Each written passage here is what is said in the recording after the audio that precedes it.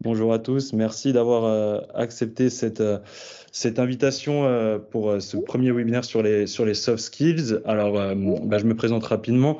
Je suis Maxime Stampfer, je suis responsable donc communication d'Axis et j'ai le plaisir de participer à ce webinaire en tant que présentateur.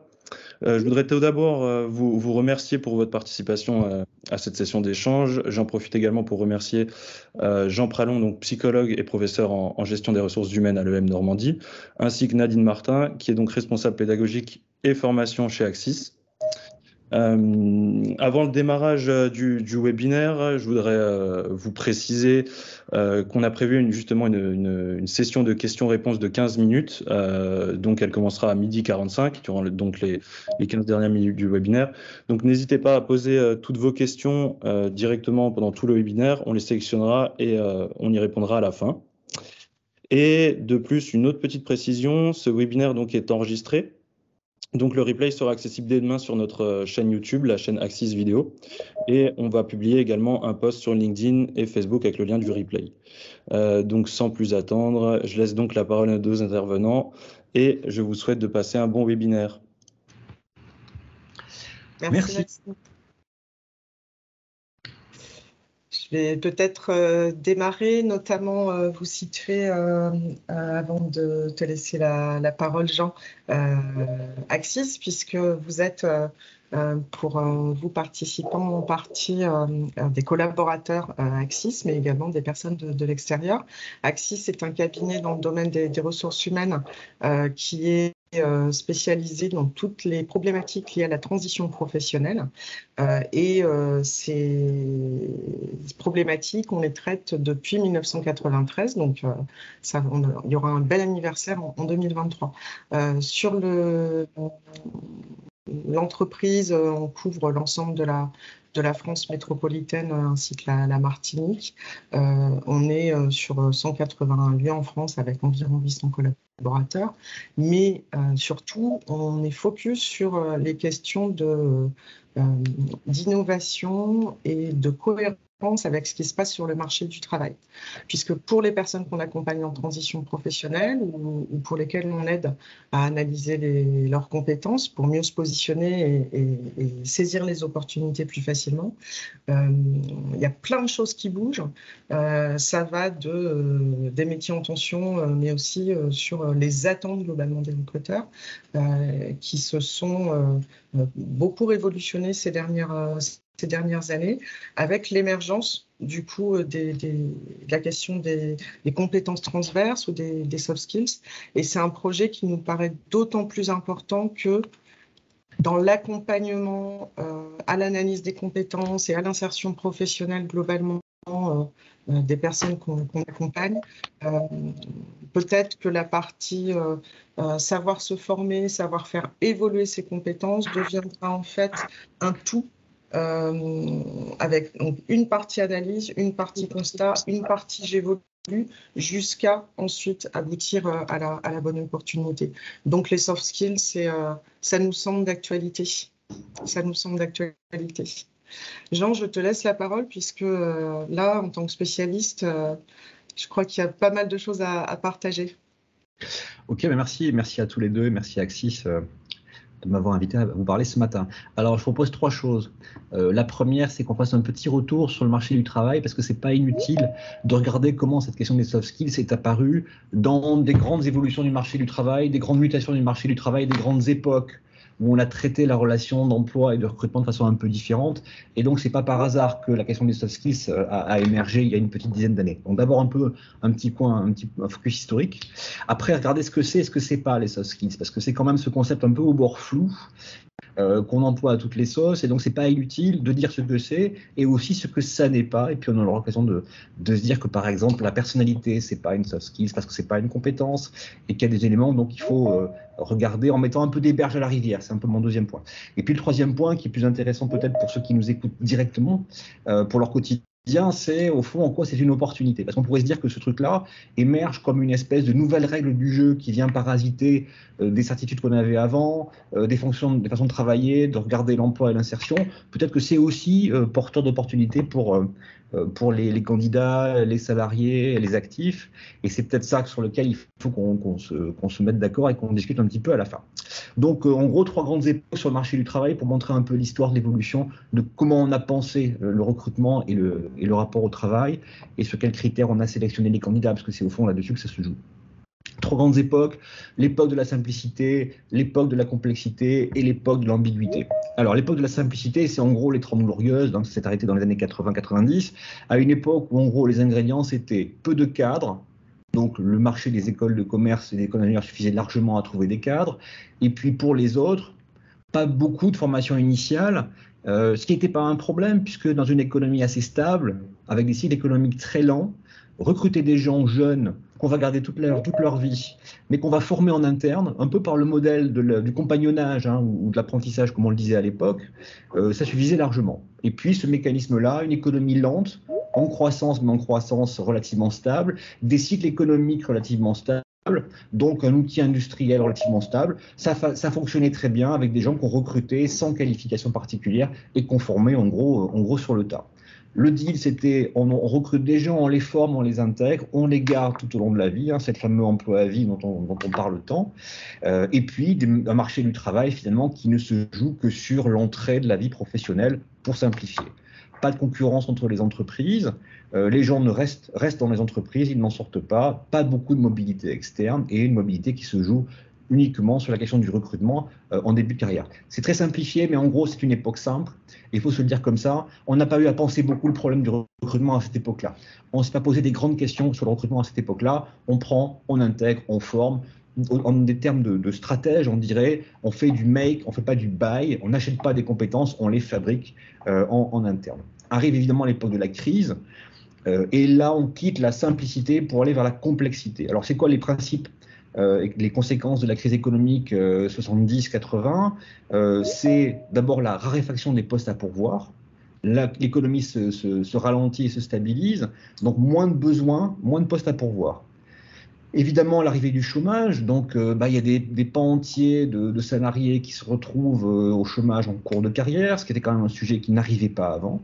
Donc l'émergence du chômage, c'est moins de postes à pourvoir, évidemment, mais plus de candidats. Et donc, ça fait apparaître une question qui est d'abord celle de la sélection. Quel candidat je prends? Et évidemment, à cette époque-là, ça devient tentant pour une entreprise de se dire, je peux continuer à faire du make, donc à prendre des gens qui débutent leur vie professionnelle et que je vais former en interne, mais le fait que la crise mette au chômage des gens qui sont en cours de carrière fait que je peux aussi faire du buy, donc acheter des compétences et des gens que je vais trouver finalement déjà formés, prêts à l'emploi, parce que malheureusement pour eux, leur entreprise leur a demandé de partir. Donc, on va se dire que la concurrence entre les candidats commence à être forte parce que les entreprises ont le choix, et un choix qui prend des formules ou qui prend une formulation un peu nouvelle, c'est j'ai le choix entre un junior qui n'a pas de diplôme ou une qualification un peu faible, mais que je vais former en interne, donc du make, ou je vais faire du bas et je vais trouver quelqu'un qui est prêt à l'emploi. Donc la concurrence entre les candidats, elle prend des formes un petit peu nouvelles au moment où il faut accompagner des gens vers des métiers nouveaux. Alors à ce moment-là, on se dit 2 choses. Et là, je prends le problème d'un point de vue un peu plus juridique, disons, ou politique. D'abord, on se dit que la crise va être durable, mais que cette crise, donc, elle pose la question de l'évolution des compétences. On commence à parler de compétences. On se dit qu'il y a des choses chez les candidats qui sont structurants, qui sont leur capacité de travail, qui sont leur force productive, on va appeler ça des compétences, et que ces compétences, elles vont devoir s'adapter à l'évolution de la vie professionnelle. Il ne s'agit pas de traiter uniquement de l'adaptabilité à un poste dans l'entreprise, mais il faut se dire, les gens vont peut-être connaître des ruptures professionnelles, et donc il va falloir traiter de leur capacité à se reconvertir et à passer d'un poste à un autre, et on appelle ça des compétences. Alors le terme est très banal pour nous tous, le terme de compétences, il n'est pas très ancien dans l'histoire de la réflexion en RH, avant les années 80-90, on ne parlait pas tant que ça de compétences, on parlait de savoir-faire, et puis on ne se posait pas vraiment la question dans une économie en croissance. Donc premier point, on se dit, il y a des choses qu'il va falloir adapter chez les salariés, et donc on va appeler ça des compétences, et il faut travailler la transférabilité des compétences d'un métier à un autre. On se dit aussi, à la même époque, que finalement, la rupture peut être une opportunité. C'est-à-dire que quelqu'un qui quitte un emploi peut se poser la question du sens du travail pour lui, de ce qui lui plaît dans son travail, que finalement quitter un emploi, certes sécurisant, mais dont on pouvait se demander s'il était au fond si satisfaisant que ça peut ouvrir la voie à une réflexion qui est au fond qu'est-ce que je vais vouloir faire de ma vie professionnelle. Donc la question sur quelles compétences transférables multipliée par la question quel avenir professionnel pour moi, égale le bilan de compétences que vous connaissez, c'est-à-dire se traiter ces deux questions-là. Qu'est-ce que je veux faire de ma vie professionnelle, quelles sont mes ressources, et puis comment je peux avoir un plan d'action, un plan de formation d'abord et après un plan d'action qui peut m'amener vers un horizon professionnel qui me convient. Mais c'est aussi l'époque, avec cette mécanique-là, où on va finalement responsabiliser les individus. Le bilan de compétences, c'est un moyen pour inciter les salariés à prendre en charge leur carrière. Alors, il y a du bon et du mauvais là-dedans. Le mauvais, c'est peut-être de se dire que tout n'est pas de leur faute. Il y a des leviers d'action qu'ils ne possèdent pas tous, mais c'est quand même aussi une question de responsabilisation intéressante. C'est de dire qu'il faut que les candidats soient, les collaborateurs et nous tous, on soit aussi en charge de la partie du chemin qui nous concerne sur la vie professionnelle et qu'il y ait des choix qui n'appartiennent qu'à nous, choisir où on postule, choisir de changer d'emploi, choisir là où on veut travailler. C'est quand même des questions qui ne concernent que nous. L'état de l'économie, c'est pas notre ressort. Donc le fait d'avoir une employabilité liée à ce qu'est le marché du travail, c'est pas notre ressort. Par contre, surveiller son employabilité et là où on veut aller, c'est quand même une question de bilan de compétences et de connaissance de ces compétences. Du côté de l'entreprise, je disais que on était en train de se dire quelle évolution et comment la question des compétences apparaît. En matière de recrutement, la question de compétences commence vraiment à apparaître parce qu'il faut poser des critères de choix. Quand on a une diversité de candidats, et la crise de ces années-là déverse sur le marché du travail beaucoup de candidats, il faut choisir. Et pour choisir, il faut des critères. Alors, il y a deux sources qui vont converger pour mettre en place des critères. La première source, c'est le travail des psychologues. La compétence, c'est aussi une notion qui est travaillée en psychologie. Donc, on se dit, il faut des mécaniques de repérage de compétences. Le process de recrutement, c'est ça. C'est une mécanique d'élucidation des compétences. Ça sert à poser des critères fiables, à repérer qui possède les bons critères, et puis du coup à faire un choix qui est à la fois éthique, et puis aussi un choix performant. C'est prendre le bon, en réalité, pour des bons critères. Puis il faut aussi ajouter que l'émergence du process, c'est aussi quelque chose qui vient beaucoup des comportements et des pratiques marketing des cabinets de recrutement. Alors les cabinets de recrutement qui à cette époque-là sont en croissance forte, c'est l'arrivée des Michael Page, des Hayes, tous les gros réseaux. Ils apparaissent et ils ont un problème marketing très basique qui est celui de toute l'économie des services, c'est comment je peux vendre une prestation sans pouvoir montrer le produit. Si vous vendez une voiture, vous pouvez la montrer. Si vous vendez une maison, vous pouvez la montrer. Si vous vendez des candidats, vous ne pouvez pas, parce que vous ne pouvez pas vendre le candidat avant de l'avoir cherché. Par contre, ce qu'on peut vendre et ce qu'on peut montrer, c'est le process. Et donc le process de recrutement, il a une racine en psychologie pour rendre les choses objectives, mais il a aussi une racine en marketing des services. Ça sert à rendre tangible une prestation. Donc cette époque des années 90, c'est l'époque où tout peut se mettre, semble-t-il, en équation en utilisant le process qui sert à repérer les bonnes compétences. Et on peut mettre au bout les compétences comme une grammaire commune entre les entreprises, les recruteurs et les candidats. Le bilan de compétences pour les salariés et les actifs, l'entreprise qui va avoir un process de repérage des compétences en matière de mobilité interne et aussi de recrutement. Arrive les années 2010 et le tournant qui est entre autres l'apparition du digital, mais c'est pas ça seulement, c'est l'apparition d'une époque d'ambiguïté. Alors, une différence un peu sémantique, complexité, ambiguïté. La complexité, c'est un monde dans lequel les problèmes sont simples à identifier, mais compliqués à résoudre.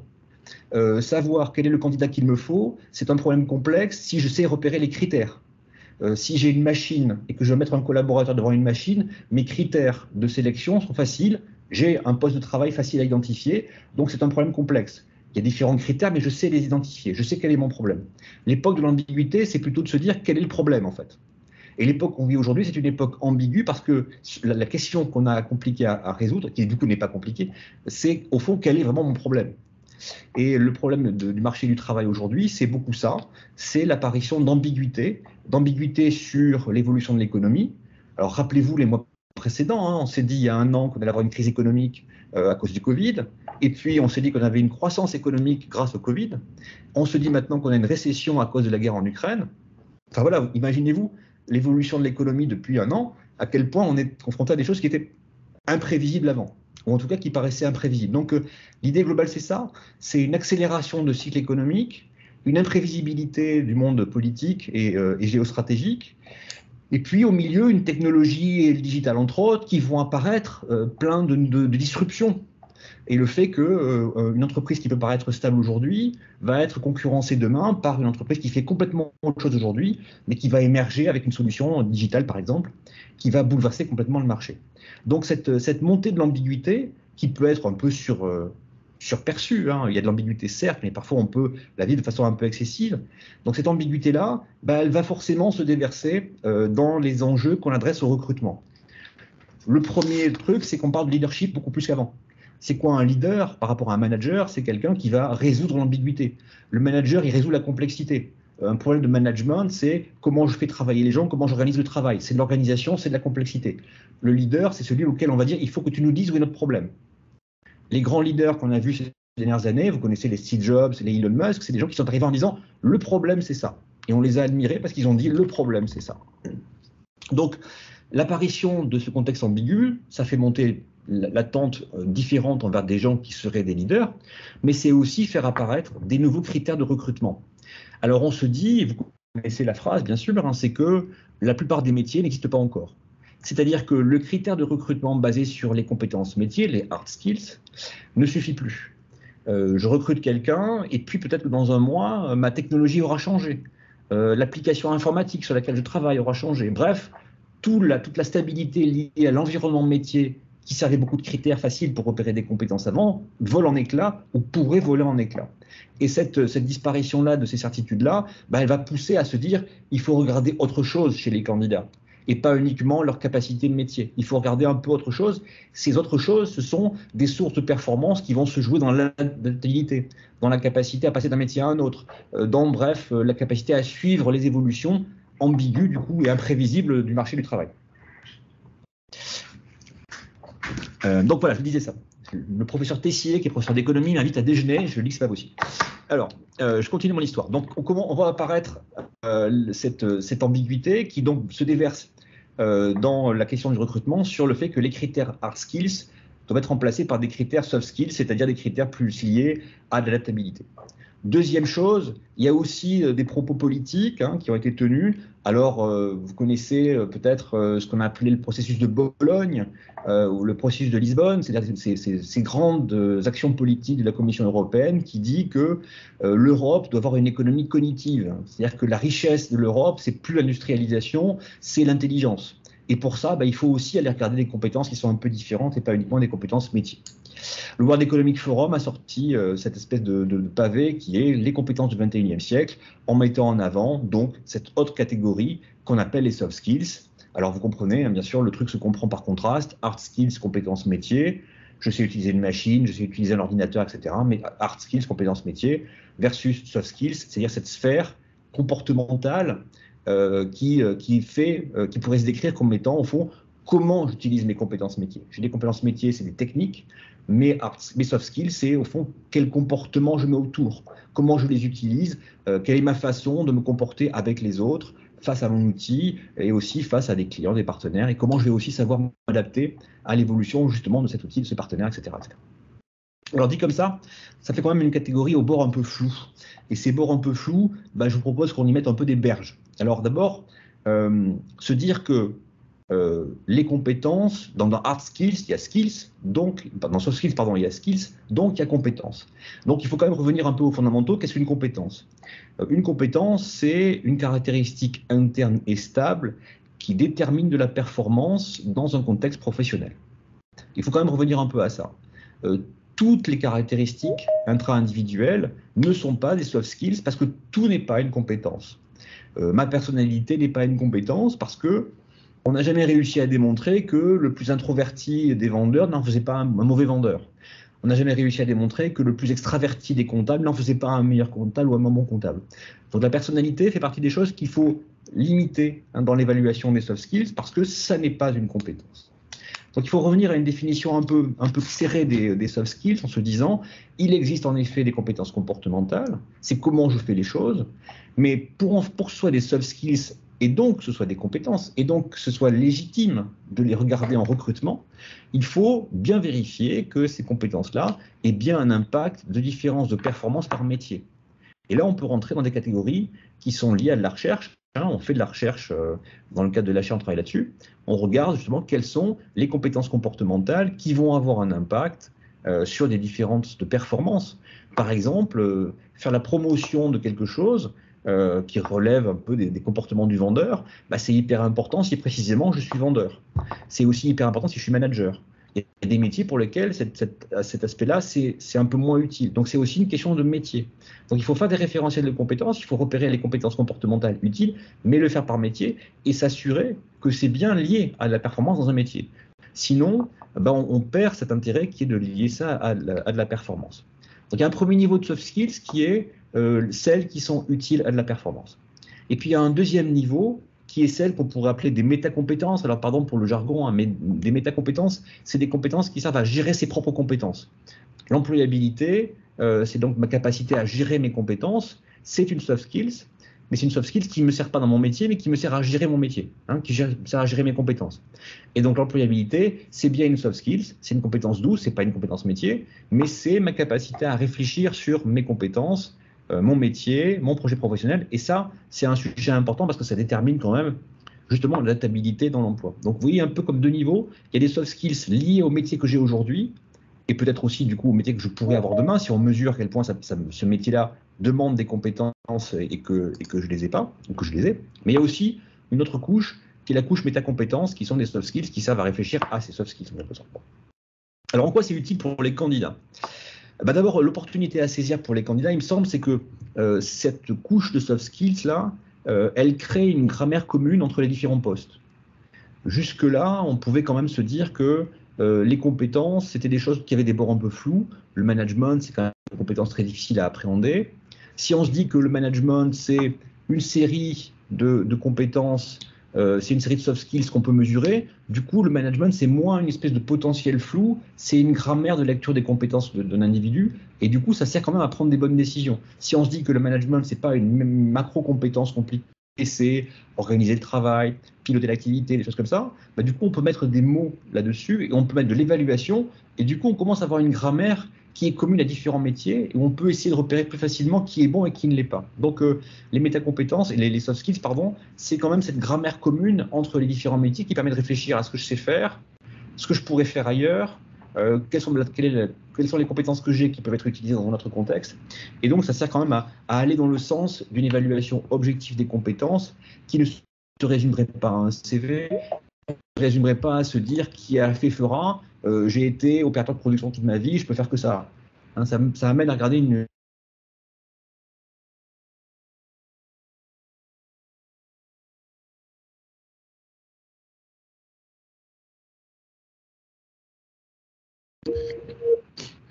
Ouais, c'est bon, je crois qu'il y a eu un bug. C'est bon, vous m'entendez ? Ok. Je disais, donc premier point positif pour les candidats, l'apparition d'une grammaire commune qui amène à regarder des différents métiers par des compétences transversales et donc à projeter des gens qui pourraient passer d'un métier à un autre. Et deuxième point, l'abandon progressif des hard skills, ou en tout cas relativiser un peu le besoin des hard skills dans différents métiers, c'est quand même quelque chose qu'il faut prendre en compte à la hauteur de la réalité du marché du travail aujourd'hui. Alors, on a de la croissance compliquée du fait de la guerre en Ukraine, je ne vous rappelle pas tout ça, mais une réalité fondamentale, c'est que en France, il y a 10% de salariés actifs en moins par rapport à d'autres pays de l'OCDE en moyenne. Ça veut dire qu'en gros, c'est un peu comme si on voulait faire une équipe de rugby avec 14 personnes. Et donc, il y a ce problème-là, il nous manque des actifs. Et donc, ce besoin de recruter face à ce déficit démographique, ça amène forcément à se dire qu'il faut avoir une autre grammaire pour interpréter les candidats et qu'on pourra de moins en moins prendre des candidats tout frais, tout beaux, tout compétents qu'on transférerait d'un poste à un autre, mais que la question de leur transférabilité et des soft skills qu'ils possèdent, leur adaptabilité, c'est un sujet qui va devenir majeur. On va de moins en moins pouvoir se contenter de chercher des gens parfaits. On va de plus en plus devoir se contenter de gens qui vont rentrer par différentes compétences et différentes ressources dans des postes, peut-être par des biais qu'on imagine. Il va falloir faire des candidats plus divers, garder leurs compétences d'un regard un peu différent. C'est le deuxième point. Le troisième point, c'est que les soft skills, c'est aussi, dans le cadre d'un bilan de compétences, quelque chose qui sert à réfléchir à ce qu'on sait faire, à ce qu'on pourrait faire ailleurs, mais aussi à ce qu'on aime faire. Parce que ces soft skills, c'est une lecture des compétences comportementales dont on peut facilement se dire, oh, mais ça, est-ce que j'aime le faire? Je prenais la compétence promouvoir dont je parlais tout à l'heure. Bon, promouvoir, c'est une compétence comportementale qui est hyper importante quand on est vendeur. Bon, on peut se dire, dans le cadre d'un bilan de compétences, il y a des compétences utiles, mais est-ce que ces compétences-là, moi, j'aime les utiliser? Et donc, ça sert à faire deux choses, en fait, les soft skills. À se dire qu'est-ce que je sais faire et comment mes compétences sont transférables. Mais ça peut aussi se dire, ces compétences-là, elles vont être tellement présentes dans mon quotidien, ça va être tellement mon quotidien de promouvoir, d'organiser, etc., que je dois me demander en même temps, est-ce qu'elles me plaisent ou pas? Voilà, est-ce que c'est une grille de mes motivations? Voilà un peu ce que je voulais dire, et puis je passe la parole à Nadine, et puis après on pourra bien sûr discuter tous ensemble. Je rallume mon micro. Sur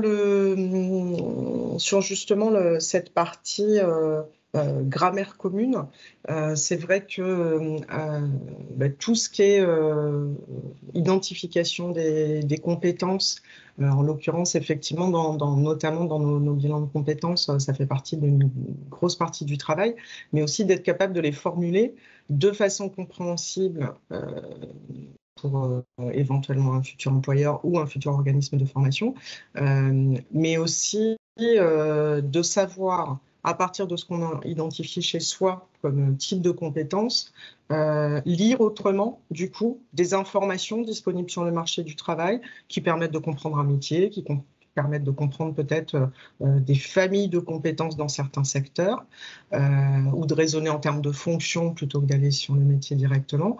Et donc ça aussi, ça s'apprend. Et c'est vrai que cette partie métacompétences que tu évoquais, qui vont être notamment dans les compétences à s'orienter, elles sont importantes.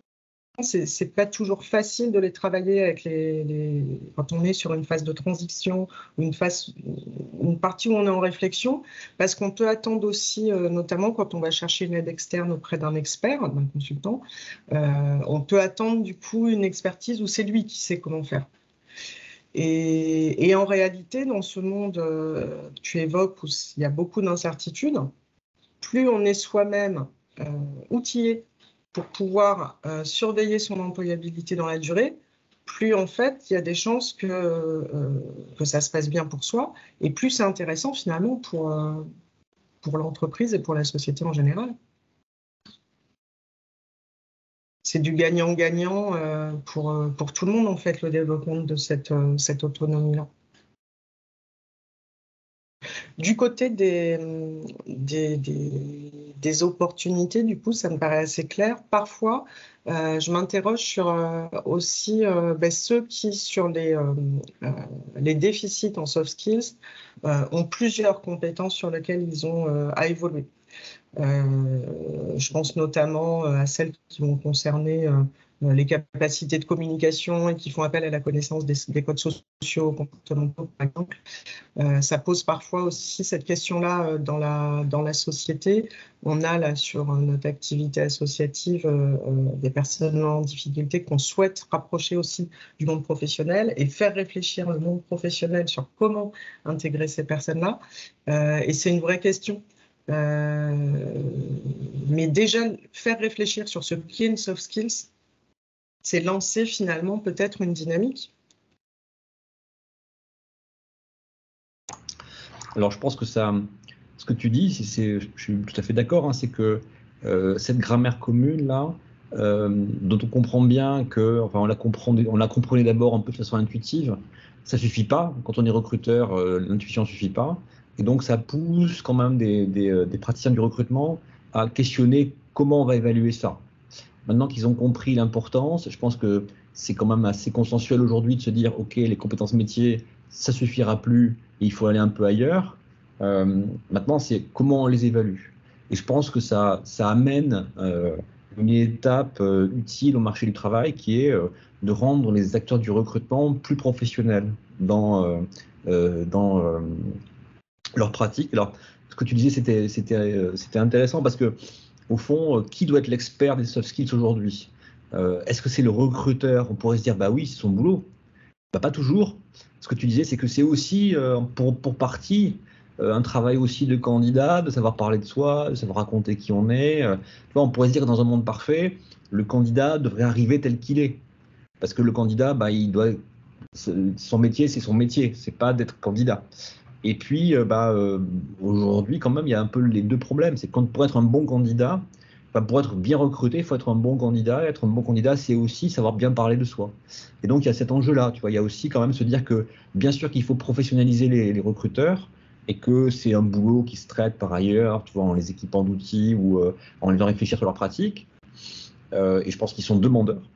Mais je pense qu'il y a aussi, oui, une montée en compétences aussi du côté des candidats pour essayer d'être plus clairvoyant par rapport à soi-même, plus clairvoyant sur ce qu'on demande, plus transparent, plus sachant, plus à l'aise avec soi-même, tu vois, plus connaisseur de soi, pour pouvoir parler de soi aussi, pas uniquement pour se vendre, c'est pas l'idée, mais pour être plus clairvoyant sur ce qui va vous convenir, ce qui va convenir, voilà. Le boulot du candidat, c'est de convaincre, mais c'est aussi de convaincre pour de bonnes raisons. De ne pas raconter des histoires pour avoir le poste, mais c'est aussi d'être armé quoi, d'une connaissance de soi qui fait qu'on n'est pas là par hasard. Voilà. Et ça, c'est une partie du boulot qui relève quand même du boulot du candidat. Oui, ça ramène un peu à cette notion d'ambiguïté que tu évoquais dans l'époque aussi qui est la nôtre. Et en fait, si je prends du point de vue de l'individu, c'est aussi justement savoir dire, OK, quelles sont mes problématiques, où j'ai envie d'aller, donc poser ces constats-là, et ça va aider forcément ensuite à mettre en place ce qu'il faut et à en parler et à être clair et transparent sur ces sujets. Ouais.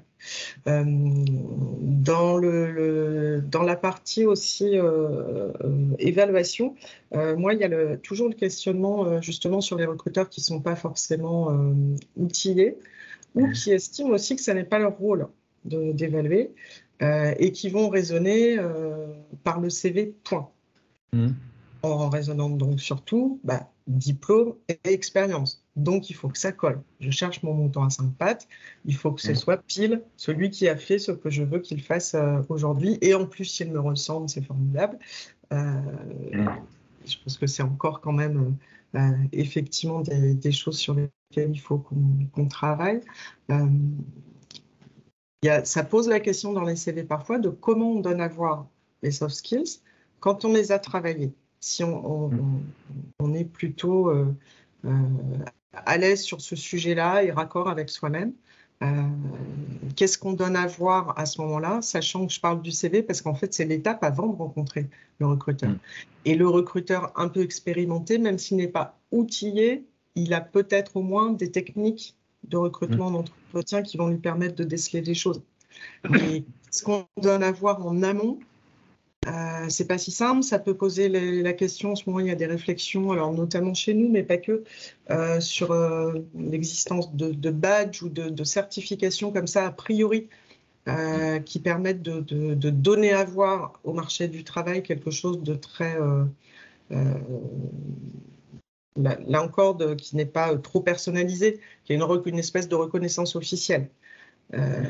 Est-ce que ça fait partie de tendances que tu aurais identifiées aussi et est-ce que ça peut être prometteur ou est-ce qu'au contraire ça peut enfermer?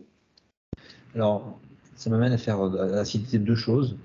La première, c'est que quand on parle, tu vois, du marché de recrutement des cadres, école, bac+5, première expérience, deuxième expérience, et au fond, on voit bien des questions de potentiel. Tu vois, le marché de recrutement des cadres, il se joue beaucoup plus sur des questions de potentiel, et c'est tellement facile parce que le diplôme initial va donner un indice, etc. Le problème, c'est que ce sont des questions différents pour lesquelles tu n'as pas ces signaux-là. Soit tu n'as pas le signal diplôme, et très souvent aussi, tu as ce qu'on pourrait appeler des compétences grises. Alors, ce qu'on appelle les compétences grises, nous, c'est les compétences dont tu ne peux pas faire état. On va sortir une étude dans un mois ou deux qui parle des compétences acquises dans l'économie illicite, par exemple. Voilà, quand tu es en banlieue ou ailleurs et que tu as une activité qui est illicite, tu acquiers des compétences. mais tu ne peux pas le dire. Et pourtant, tu es compétent. Donc, il y a un sujet autour de ça. Donc, cette question-là, tu vois, ça met en scène un rôle d'intermédiaire, comme tu le disais. Alors, il y a plein d'intermédiaires qui sont hyper utiles. Le réseau d'intérim, c'est fondamental.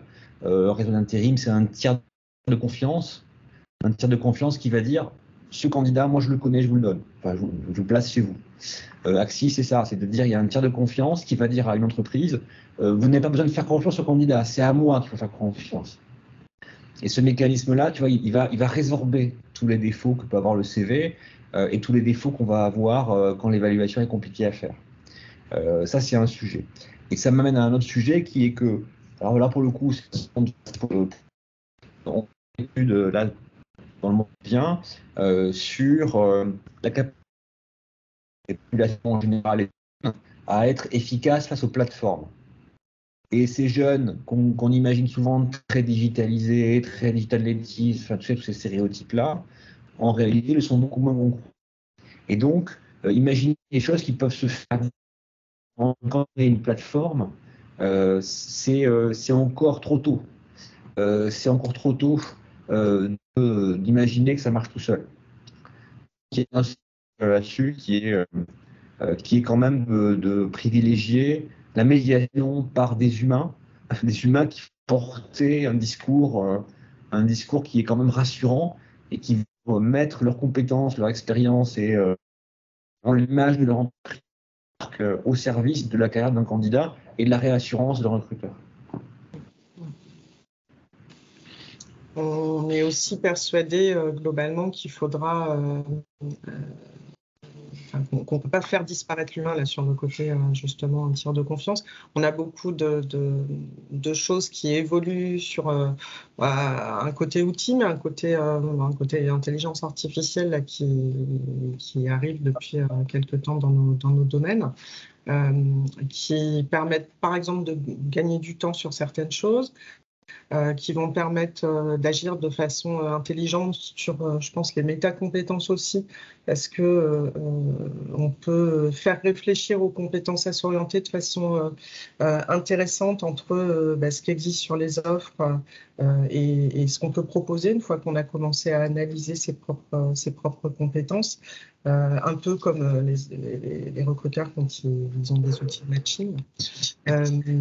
Mais il y aura toujours besoin de quelqu'un pour formuler les choses, pour les faire formuler aussi, parce qu'il me semble qu'au plan cognitif, un bénéficiaire d'une action comme ça, d'accompagnement à la transition professionnelle, il a besoin qu'on l'interroge pour réfléchir lui-même, prendre ce temps-là d'intériorisation de la question avant même de penser à la réponse. Et ça se passe dans la relation à autrui. Après, ça évolue. C'est vrai que le bilan de compétences de ces dernières années, nous, on a tout revu là, depuis 2 ans. C'est extrêmement différent de ce qui existait encore il y a quelques années. Cette partie un peu analytique qui était à l'origine de la naissance du bilan de compétences il y a fort longtemps pour remonter sur l'historique que tu faisais sur les milieux économiques. Ça a été créé par les CIBC à l'époque, mais c'était vraiment dans l'analyse et dans le fait de poser des constats. Aujourd'hui, quand on travaille sur ce genre de prestations avec nos bénéficiaires, on va très très vite être dans l'anticipation de ce qui va se passer, dans comment je vais mettre ça en place en termes d'action, donc de plan d'action, mais aussi qu'est-ce qui peut manquer comme brique, alors de compétences par exemple, et donc de formation, qu'est-ce qui peut manquer comme appétence pour aller plus loin dans ma motivation et déclencher quelque chose parce que je sens qu'en fait je ne suis pas encore en marche complètement, et ne pas rester à l'état de constat. Surveiller son employabilité, comme tu t'évoquais tout à l'heure, c'est aussi parfois se mesurer où on en est de tout ça, de sa capacité à se mobiliser sur ces questions, et du coup de ne pas forcément attendre que ce soit le contexte externe qui nous amène à mobiliser ça. Parce que finalement, aujourd'hui, c'est pas parce qu'il y a une rupture qui se fait jour que nous tous, on en est à se dire il faut que je fasse évoluer par exemple mes compétences ou que je surveille ce qui se passe, ce qui bouge. En fait, c'est tout le temps, justement parce qu'il y a de plus en plus de choses floues et non connues dans notre environnement. Oui, alors ça me fait penser qu'il y a toujours eu cette ambiguïté dans l'objectif du bilan de compétences. Est-ce qu'un bilan de compétences, ça sert à identifier un projet professionnel ou est-ce que ça sert à identifier ou à faire acquérir la méthode qui sert à faire un projet professionnel, tu vois ? Est-ce que ça sert à faire en sorte que quelqu'un soit autonome par rapport à son projet ou est-ce que ça sert à faire émerger un projet ? Et la demande classique, en fait, c'est qu'est-ce que je fais maintenant ? Qu'est-ce que je fais maintenant ? Donc la demande est autour du projet. Et très souvent, cette demande, elle est étayée plutôt autour de « je veux plus faire ça ». Alors évidemment, les gens qui sont en recherche d'emploi, c'est évident pour eux, mais très souvent, les demandes de bilan de compétences de gens en emploi, c'est plutôt autour d'une forme de rejet ou de fatigue ou en gros, le tour a été fait de ce qu'ils font aujourd'hui. Et donc, c'est des motivations qui sont plus des motivations à quitter, qu'il faut transformer en motivation à aller vers. Et cette conversion, tu vois, de passer du pull au push, c'est du push au pull plutôt, c'est tout le boulot du bilan de compétences. Mais il me semble que c'est une ambiguïté fondamentale qu'il faut évidemment traiter en accueillant la personne et en repérant quelle est sa demande et de quoi est-ce qu'elle a besoin. Il y a toujours cette ambiguïté-là. Est-ce qu'on fait quelque chose qui est de transformer, je ne veux plus faire ça, en OK, tu vas faire ça et ça va être bien pour toi, avec le risque que ce projet soit trop propre et que les gens ne soient pas autonomes pour en sortir. On sait bien les risques que ça pose, que de faire émerger un projet qui du coup est investi, où les gens ont de l'appétence, pas les gens ont de l'appétence, c'est super, je vais faire ça, enfin ils se représentent un truc beaucoup plus agréable, beaucoup plus valorisant pour eux. Et quand on les laisse aller vers ça, parce que le bilan est fini, il y a tout un sujet sur ok, mais est-ce que si ça marche pas tant que ça, ou si je me rends compte que en réalité ce métier est un peu différent de ce que j'avais imaginé, ou bien si je l'exerce dans une entreprise qui n'est pas celle que j'avais imaginée, enfin, voilà, qu'est-ce qui se passe un peu à la marge. Et ça incite aussi à se demander si le bilan, c'est voilà, quelle est la partie bilan autour de l'expertise externe qu'on transfère, et donc qu'est-ce qu'on dit aux gens, quelle est l'expertise qu'on leur donne, un peu comme le médecin qui dit votre maladie c'est ça, ou bien quelle est la partie de méthodologie qu'on transfère, et est-ce que le bilan de compétences c'est sur le transfert de compétences à s'orienter plutôt que la résolution d'une question initiale. Oui, tout à fait. Et c'est vrai qu'on raisonne beaucoup dans la durée et je pense qu'il faudra le faire de plus en plus. Enfin, je pense, pour le coup, toute l'entreprise, je crois, est vraiment sur cette question-là de quelque chose de beaucoup plus globalisé, d'un parcours dans la durée, accompagnement, formation, le tout qui pourrait se faire peut-être un peu plus en même temps, au lieu de se dire il y a des étapes comme ça qui sont très figées. Et, il y a des choses qu'on peut mûrir, qui vont nécessiter qu'on les mûrisse dans la durée, et d'autres sur lesquelles on est déjà prêt. Et on peut commencer à raisonner un peu les formations aujourd'hui. Par exemple, l'univers de la formation, si on est sur les hard skills, on va tout de suite être sur des formations qui durent 8 mois, 1 an, y compris pour les adultes. Alors que si on arrive à découper les choses un peu autrement, on peut faire quelque chose qui soit vraiment au fur et à mesure et qui va permettre de penser les choses dans la durée en collant mieux aussi à sa propre évolution. Parce qu'il y a ce qu'on décide à un instant T et puis il y a ce qu'on commence à expérimenter justement et qui va nous amener à prendre un chemin légèrement différent, légèrement réorienté, même si ça n'est pas abandonner le projet initial. Ça va peut-être l'aborder un petit peu différemment. Oui. Il y a peut-être des questions, je vois y passer quelques chats. Ouais, justement. Alors, je tenais déjà à vous remercier pour vos questions. On va les traiter dans l'ordre. Donc, du coup, on avait une première question d'Alain qui demande, je cite, « Je connais et j'utilise le référentiel des 14 soft skills de Pôle emploi, évalué par Access First. Existe-t-il d'autres référentiels et d'autres modes d'évaluation? Merci. » Nadine? Alors, on a des référentiels qui peuvent être des référentiels identifiés par les branches sectorielles sur du coup ces acteurs en fait qui sont des fédérations professionnelles ou les observatoires de métiers qui sont en lien avec les OPCO, qui peuvent produire des référentiels de compétences très intéressants pour des personnes qui savent déjà un petit peu où ils veulent aller dans le futur ou qui sont déjà sur ces métiers. C'est des choses qui sont vraiment intéressantes. Celui d'Assess First, en fait, a collé au référentiel construit par Pôle emploi à partir d'un certain nombre d'études. Pôle emploi a essayé de faire une synthèse de tout ça. Et puis, on a tous les référentiels de compétences déployés dans le cadre d'outils, où là, les outils ont été construits à partir de constats repérés auprès des employeurs et de leurs besoins. Super, merci beaucoup Nadine pour cette réponse. Du coup, je vais enchaîner sur la deuxième question de Yannick. Les candidats se préparent aux soft skills, mais est-ce que les entreprises prennent en compte cette dimension dans leur recherche de nouveaux collaborateurs ? Alors, il y a deux niveaux de réponse à la question, il y a deux questions dans la question. Est-ce que les entreprises savent identifier les soft skills dont elles ont besoin ? Et deuxièmement, est-ce qu'elles savent identifier les soft skills des candidats ? Et la réponse est, dans les deux cas, pas encore assez. Je pense que la question des référentiels de compétences, c'est quelque chose qui n'est pas encore assez utilisé dans les entreprises. Alors, c'est une histoire triste, les référentiels de compétences, parce que ça a été mis en place à l'époque que j'ai cité un peu tout à l'heure, à l'époque où le monde devenait complexe et qu'il fallait un peu poser ce qu'on cherchait. Et on l'a fait en espérant professionnaliser le recrutement, etc.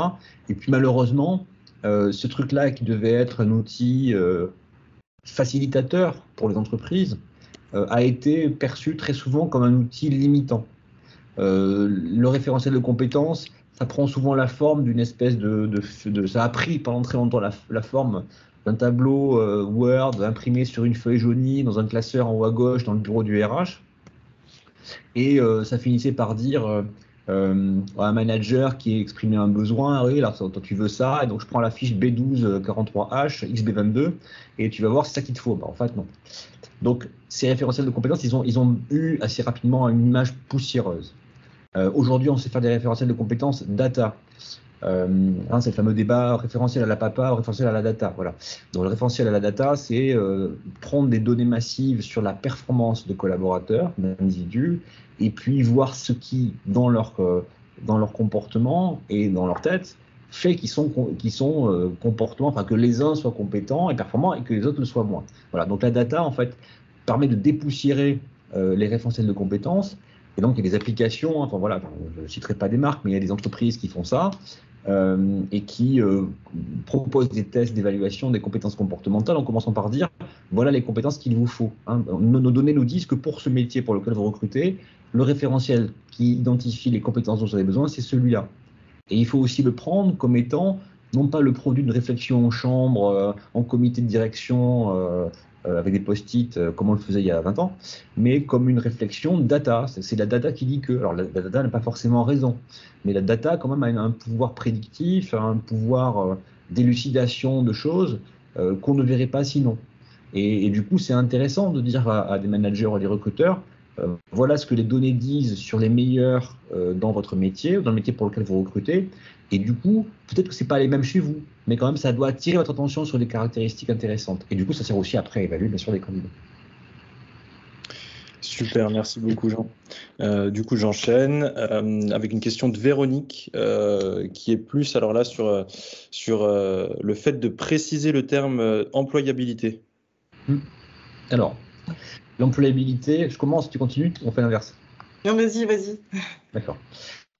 Alors, l'employabilité, d'abord, c'est un concept d'économie dû à un économiste qu'on a oublié, le pauvre, qui, lui, s'intéressait à des populations. Donc, l'employabilité, initialement, c'est l'employabilité des femmes en général, l'employabilité des ouvriers en général. Et ça servait au départ, dans son esprit, à montrer que des populations avaient moins de chances que d'autres d'accéder à un emploi. Donc, au départ, l'employabilité, ça se mesure en mois. C'est le nombre de mois qu'il faut pour accéder à un emploi quand on en a perdu un. Et ça sert à comparer les grosses populations. L'employabilité des femmes, c'était ça au départ. Je prends les femmes au chômage, les hommes au chômage, je mesure en moyenne le temps qu'il faut pour retrouver un emploi, et puis je montre des employabilités différentes. Et ce concept-là, en fait, qui est dû à un certain Ledru, donc le nom vient de revenir, un économiste qui a inventé le concept d'employabilité, c'est Ledru. Ledru, c'est donc mesurer en moi la capacité à être employable. Et puis du coup, ça a glissé de deux façons. Ça a glissé d'une façon du collectif à l'individuel. Donc du coup, on parle d'employabilité d'un individu et pas d'un groupe social. Et puis ça a aussi glissé de l'externe à l'interne. C'est-à-dire que l'employabilité des hommes différente de celle des femmes, ça ne veut pas dire que les femmes sont plus ou moins compétentes que les hommes, ça veut dire qu'il y a des mécanismes sociaux qui font qu'on discrimine les uns par rapport aux autres. C'est ça que ça voulait dire. Et donc l'employabilité, elle se lisait aussi au fait de mécanismes sociaux, économiques, de stéréotypes, machin. Donc au départ, l'employabilité, c'est des phénomènes sociaux collectifs et c'est des populations. Et ça a glissé aujourd'hui pour en faire une caractéristique intra-individuelle d'une personne en particulier, mais aussi vu de ses capacités à elle à aller vers le marché du travail. Or en fait, et dans les travaux qu'on fait avec Axis, on sépare bien les deux. On sépare employabilité intrinsèque et extrinsèque. L'employabilité intrinsèque, c'est toutes les ressources dont je dispose qui font que je vais pouvoir rapidement aller vers un emploi, que ce soit des compétences comportementales, donc des soft skills, que ce soit des hard skills, parce que mes compétences métiers sont adaptées à la machine que je vais devoir utiliser, par exemple. Ça, c'est l'employabilité intrinsèque, c'est mon employabilité à moi, c'est ce qui est dû à moi, c'est la part que je peux gérer moi. Et puis, il y a l'employabilité extrinsèque, qui est comment une entreprise va voir mes compétences. Tu vois, c'est ce qui dépend moins de moi, c'est le regard qui va être porté sur. Et il ne faut jamais oublier ça. Être compétent, c'est bien, avoir de l'employabilité intrinsèque, c'est bien, mais il y a forcément un moment où quelqu'un va en juger. Quelqu'un va décider de ça. Et donc, ne jamais perdre de vue que ça se joue aussi à deux, quoi. Donc, l'employabilité, c'est une question intra-individuelle et c'est aussi une question qui est un peu extrinsèque. C'est comment on va être lu, comment est-ce que les compétences qu'on a vont pouvoir être perçues et être reconnues.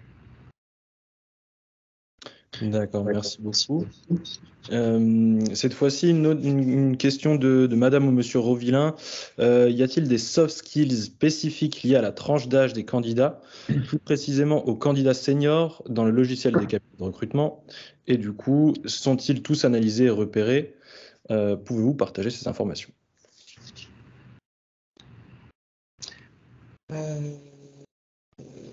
Par rapport aux seniors sur les cabinets de recrutement, alors moi, je n'ai pas d'informations précises.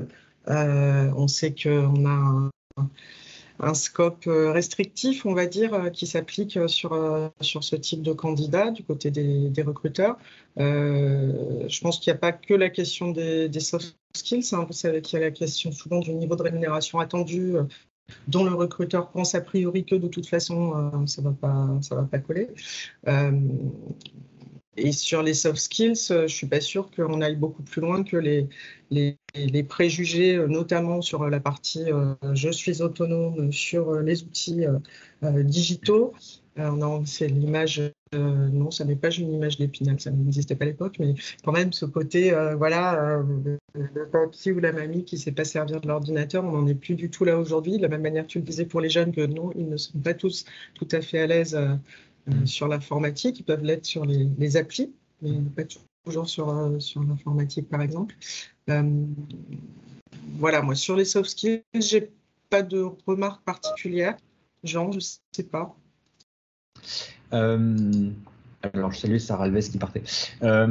Oui, alors, tu parlais de seniors. Alors, c'est un truc, en fait, il y a un des papes de la psychologie de l'orientation qui est Donald Super. On connaît les entretiens, hein, il a inventé une méthodologie d'entretien. Alors, les plus anciens, les plus seniors qui sont parmi nous se rappellent des travaux de Donald Super. Sauf que Donald Super, sans doute pour se venger de ses parents qui lui avaient donné un nom et un prénom encore compliqué, donc Donald Super, il a accouché d'une courbe qui explique les grands temps de la vie professionnelle et qui disait, donc on est dans les années 50-60, hein, qui disait que en gros entre 25 et 35 ans, on est en phase de croissance, on apprend des choses, on a une éponge. Entre 35 et 50, on est en mode plateau, et puis après, on est en mode désengagement. Et à l'époque d'une économie qui était celle du plein emploi, etc., des gens qui arrivaient en deuxième partie ou troisième partie de carrière, qui étaient un peu fatigués par leur activité quand même, qui avaient un peu pris cher face à des machines, face à des environnements professionnels un peu exigeants, ils commençaient un peu à penser à se retirer progressivement. Et on a même parfois dit qu'il fallait le faire parce qu'il y a des gens, ça existe aussi, il y a des gens qui se confrontent parfois à la retraite de façon un peu violente.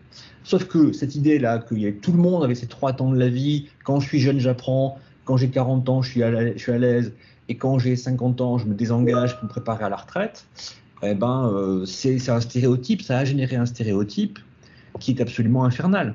C'est ça qui fait qu'aujourd'hui, on pense que quelqu'un de 50 ans, outre le fait qu'il ne va pas être compétent parce que le monde est trop digital pour lui, et qu'il a été éduqué et construit dans un monde où ça n'existait pas encore, donc il ne saura jamais faire, on va aussi penser que quelqu'un de plus de 50 ans, c'est quelqu'un qui se désengage, qui commence en gros à se dire « Ok, c'est bon, je l'ai fait maintenant, à moi, question pour un champion, le tarot et la pêche. » quoi. Bon. Donc c'est un stéréotype, bien sûr, hein, c'est un stéréotype. Mais effectivement, ce que tu disais juste aussi, on va imaginer que des gens plus seniors vont avoir des attentes de rémunération supérieures.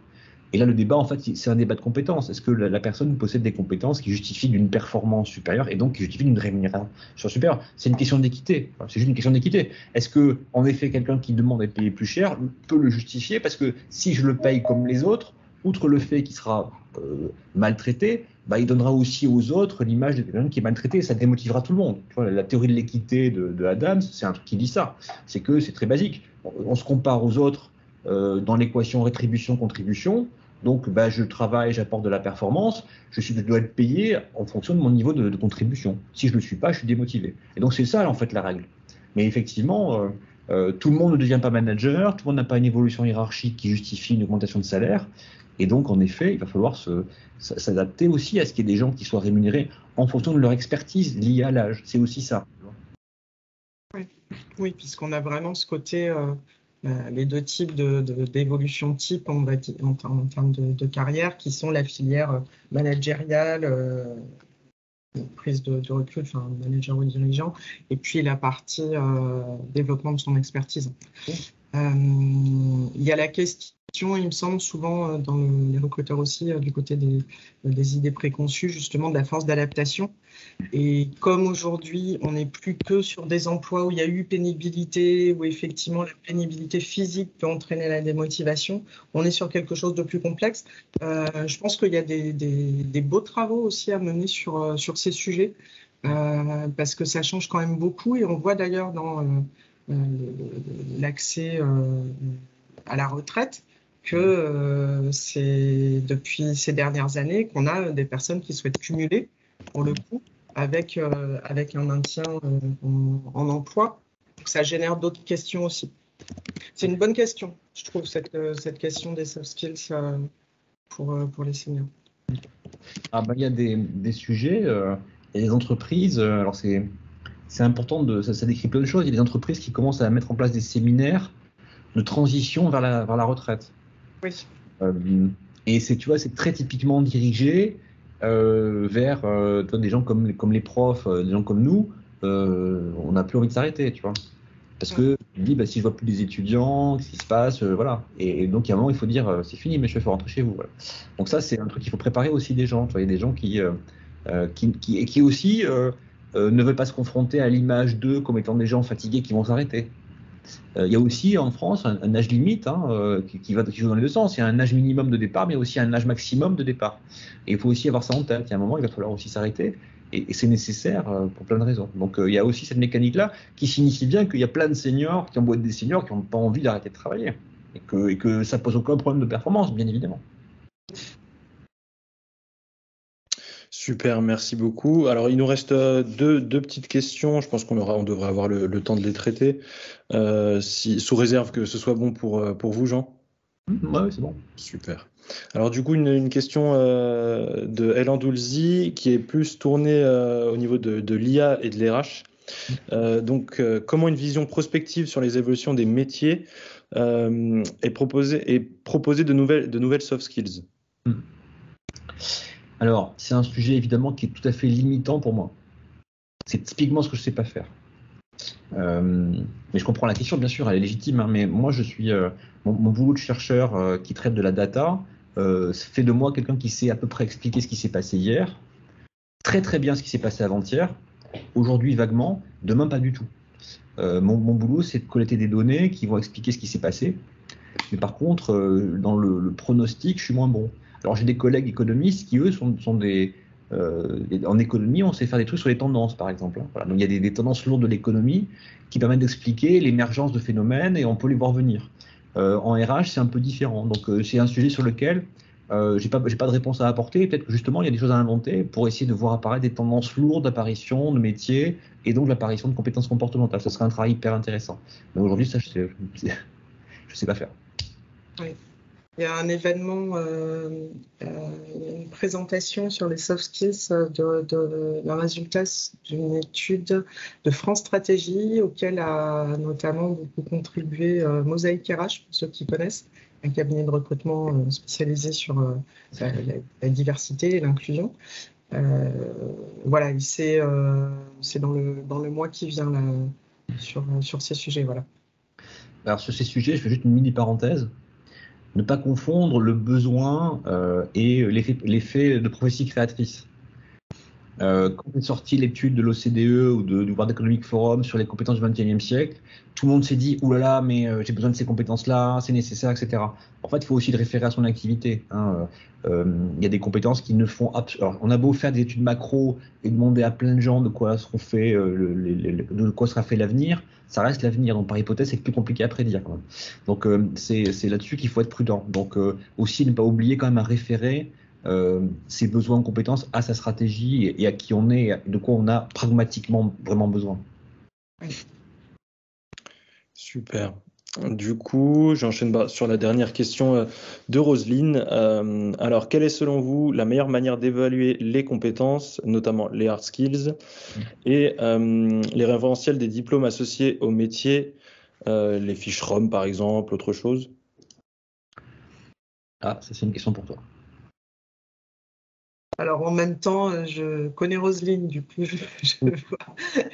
Et elle va connaître du coup mes réponses à l'avance, mais on est confronté là à une problème. Donc il y a des tests qui existent sur des hard skills, notamment dans les métiers du tertiaire, qui sont assez faciles à trouver, assez faciles d'accès. En l'occurrence, pour nos consultants, on a une plateforme sur Advisio où on a pas mal de choses.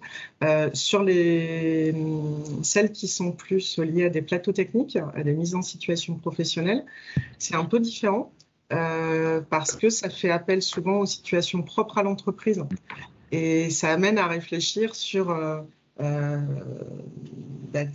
soit des évaluations qui vont se faire directement chez les recruteurs, donc sous réserve qu'ils aient bien identifié leurs problématiques, soit en lien avec des organismes de formation qui auraient des plateaux techniques.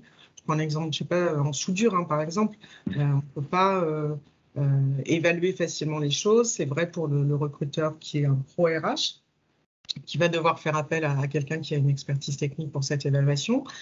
C'est vrai pour le regard tiers, le regard externe d'un consultant, par exemple,